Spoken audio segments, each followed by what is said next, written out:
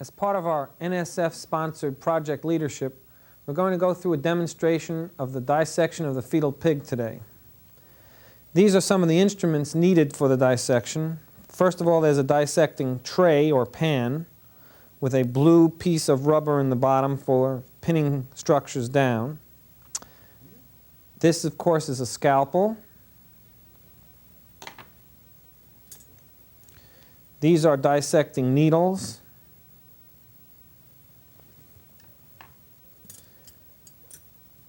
This is a forceps, a straight-edged forceps. You might want to call it a tweezers, but it really is a forceps. This is a bent-edged forceps. This is a scissors, of course. And this is a probe for pushing structures around and pointing structures out. Now, the animals we're going to dissect are fetal pigs. And this is a female fetal pig. You can tell it's a female by this structure at the anus. It's called a genital papilla. And that makes it a female. The male pig does not have a genital papilla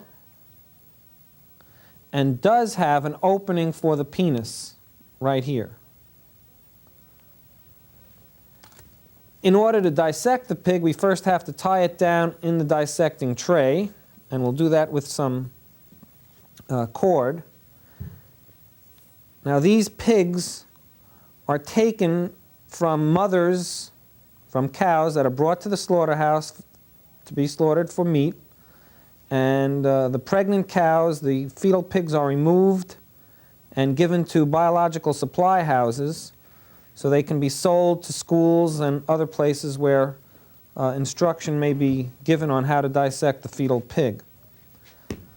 The animals are fetal, and that does mean there are some differences between the structures in the adult and the fetal organism. And we'll point out some of those differences as we go along. I'm just tying it down with its legs spread apart so that we can get at the structures without the legs getting in the way. These animals are injected with a latex, a rubber solution, so as to clarify the circulatory system. The arteries are injected with a red dye, a red latex, and the veins are injected with a blue latex. Now, sometimes the red crosses over to where the blue should be, and vice versa. So you can't always go strictly by the colors that you see. And we'll just tie this off.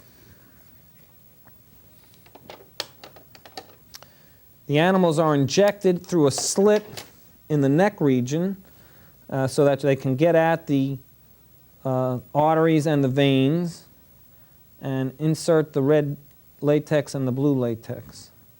In addition to accidental crossing over, there are some points in the fetal circulation where you might have crossing over naturally.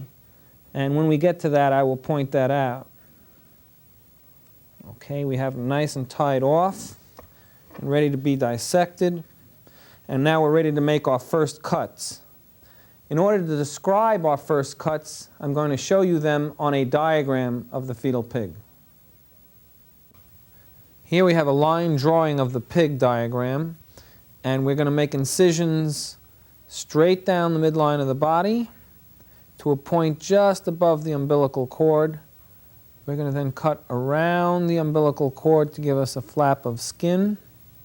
Then we're going to make a cut laterally from there to there, from here to here, and then up at this point laterally and on the other side, so that we can open up the cavity and expose the inside of the pig.